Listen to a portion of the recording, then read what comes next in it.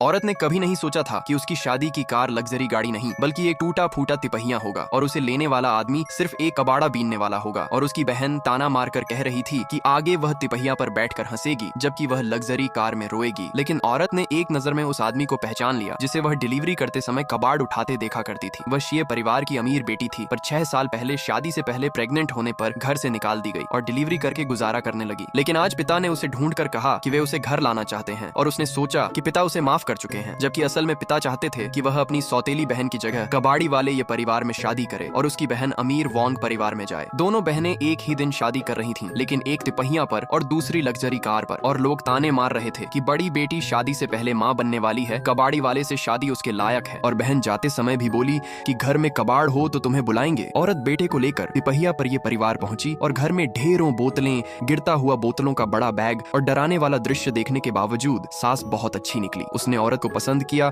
और उसके बेटे को भी अपनाया और कहा कि लड़का उसके बेटे जैसा लगता है। औरत ने तय किया कि जीरन जागो लायला वह यहाँ अच्छी जिंदगी बिताएगी। लेकिन तभी नौकरानी चाय लाई और औरत दाहोंग पाव देकर दंग रह गई जो लाखों में बिकती है और यहाँ ढेरों रखी थी। और फिर सास उसे खाने ले गई जहाँ उसने 3 मशहूर शेफ को खाना बनाते देखा और सास ने कहा कि वे शादी में सेवा देने की होड़ में आए हैं, जिससे औरत लगभग बेहोश हो गई। खाने की टेबल पर लाखों की दावत थी जिसे वह जिंदगी भर भी न खा पाती। और सास बोली कि यह तो गाँव का घर का खाना है और बोली कि जैसे वह उनके बेटे को नापसंद नहीं करती वैसे अब वे भी उसे परिवार मानते हैं। और उसने आदमी से कहा कि गिफ्ट लाए और औरत ने खोला तो हीरे जवाहरात से भरा था। और आदमी ने पूछा कि पसंद नहीं आया तो बदल दूं। औरत ने कहा कि महंगा है लेकिन पसंद है। फिर आदमी ने 2 स्पेशल कार्ड दिए जो दुनिया में सिर्फ 10 थे और उसने 2 निकाल दिए। और औरत सुन्न हो गई और पूछा कि क्या वह सच में कबाड़ी वाला है। तो आदमी बोला कि हाँ, छोटा कागज से लेकर हवाई जहाज तक सब उठाते हैं और उनका नेटवर्क दुनिया भर में है। फिर औरत ने पूछा कि घर में बहुत पैसा है तो उसने कहा कि ज्यादातर पैसा बिजनेस में लगा है, घर में सिर्फ 200 करोड़ खर्च करने लायक है और अगर चाहो तो कल ही तुम्हें दे दूं। औरत ने सोचा कि उसने सोने का खजाना पा लिया है। उधर सौतेली बहन कल्पना कर रही थी कि औरत कूड़े में पड़ी होगी, जबकि उसकी अपनी शादी की पहली रात में उसका पति उसे घुटनों पर बैठाकर पैर धोने को कह रहा था और वह मना न कर सकी। और उसने खुद को समझाया कि वोंग परिवार के बड़े बेटे के पैर धोना भी औरत के कबाड़ी वाले से शादी से बेहतर है। अगली सुबह सास ने बेटे को कहा कि वह औरत और बच्चे को कपड़े खरीदने ले जाए, वार्डरोब भरकर ही लौटे। औरत ने मना किया लेकिन सास बोली कि मर्द कमाते हैं अपने महिलाओं पर खर्च करने के लिए। और आदमी ने तुरंत कॉल किया और दुकान का मैनेजर कर्मचारियों को वीआईपी ग्राहक की तैयारी करने लगा। तभी औरत बेटे संग पहुंची तो कर्मचारियों ने उसे अंदर न जाने दिया और कहा कि वीआईपी आएंगे और वह सिर्फ देखने आई है, और मजाक उड़ाया कि उसका पति भी डिलीवरी वाला होगा। औरत जाने लगी लेकिन उसी समय सौतेली बहन आई और बोली कि उसका पति डिलीवरी वाला नहीं, कबाड़ी वाला है। और कर्मचारियों ने और मजाक उड़ाया कि शायद वह नीचे अपनी बदबूदार तिपहिया संभाल रही होगी।